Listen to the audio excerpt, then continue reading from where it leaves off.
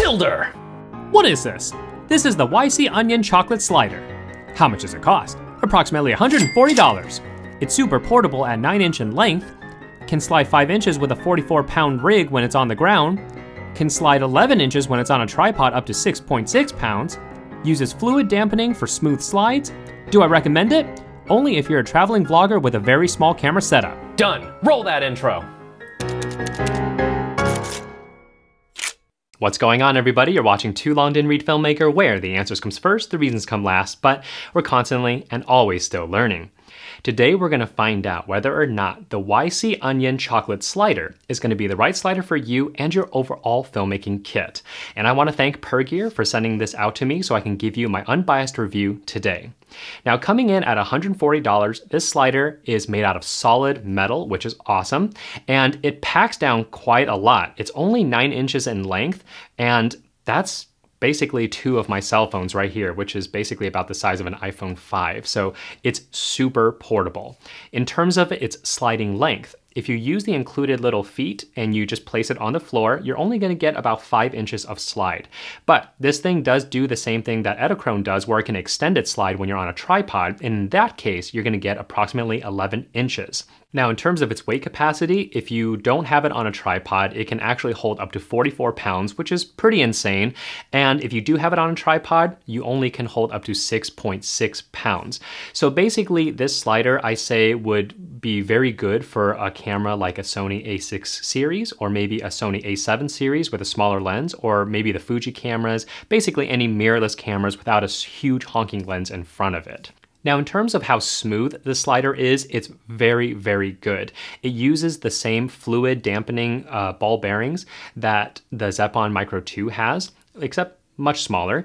And basically that allows me to push the carriage, and the moment I stop pushing, it's not going to continue going. It's going to stop right there until I push it again. And generally, this gives you a very nice resistance against your hand as you're pushing.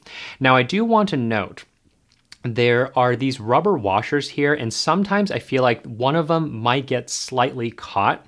And whether or not you can see it in the slide, I don't know, because I can't really tell. I can only feel it in my hand. So basically what happens is I'll be doing a slide, a very slow one, and sometimes I'll suddenly feel a little bit more resistance, then it'll go back to normal, a little bit more resistance, and go back to normal, kind of like a chugga motion. That's what I feel in my hand. I don't necessarily see it in my slide, but whether or not it's going to bother you, I don't know it, but I feel like it's something I should note. One additional thing to consider if you have a heavier camera setup is that the slider will slump a little as you get to the extreme ends of your slide. So what's the bottom line here? Is the YC Onion Chocolate Slider something you should be thinking about for your overall filmmaking kit? And I have to say, if you are a traveling vlogger, and you use a mirrorless camera, you don't have a honking lens on it, and you want to travel super light. So I'm not even talking about a regular DSLR backpack. I'm talking about those messenger bags where literally you just have your camera, maybe another lens, and some other stuff. Yes, because this thing is only 9 inches long, super low profile. It can slide into any available pockets that you have very, very easily. When you're on a tripod, you get 11 inches, which is plenty to get just a little bit of movement to kind of get an interesting shot with a foreground in front of it, of course. Now, if you want to get a low angle shot, I know 5 inches is not a whole lot, but if you use something like a gimbal tripod that you put on the bottom of the gimbal to kind of stand it up, then you can get that 11 inches with that kind of a setup. Now, if you are a YouTube like tech reviewer, yes, this 11-inch slider is going to do just fine for you. It gives you just enough slide to get an interesting shot. Where the problem is with $140 for only 11 inches, I know there are much cheaper sliders out there that can range up to almost 2 feet in length. But the difference is that those might not have a counterweight. It might not have a fluid ball bearing to give you a smooth slide. So that's kind of something that you have to ask yourself. Is the small length going to be good enough for you? Or do you need more length for your needs with a YouTube tech review? And if so, are you willing to sacrifice not having that resistance? Or maybe you have to pay a little bit more to get that resistance. So you're gonna have to do a pros and cons list for what you want. Now, as a narrative filmmaker, it's gonna be a hard pass for me, because for narrative filmmaking, you're gonna be kitting out your your camera. It might have a follow focus on it, might have monitors, might have wireless HDMI, it might have a lot of stuff on it.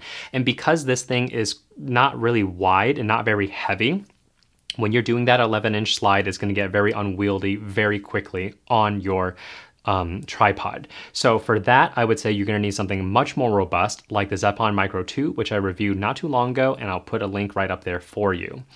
Now, this YC Onion chocolate slider does have a motorized version coming at $400, and the motor is not that big. It's actually quite small. I will reiterate again. If portability is your thing, like a traveling vlogger that wants to get some kind of cinematic shots that are moving, I would say that's probably worth it to you to have something that small that can still fit into your messenger pocket. Of course, if you are bringing a DSLR bag and you don't mind having a more robust slider, then again, I will direct you to the Zeppon Micro 2. And hey, that is it for this week, everybody. If this video has made all the influence in your purchasing decisions, I would truly appreciate it if you check out my Amazon affiliate links down below. Again, this costs nothing extra to you, just gives me a little compensation so I can continue making videos like this for you. And as always, if you have any questions or comments, go ahead and leave it down below. I will get to them as fast as I can. And until then, like, subscribe, and share, and I'll see you guys in the next one.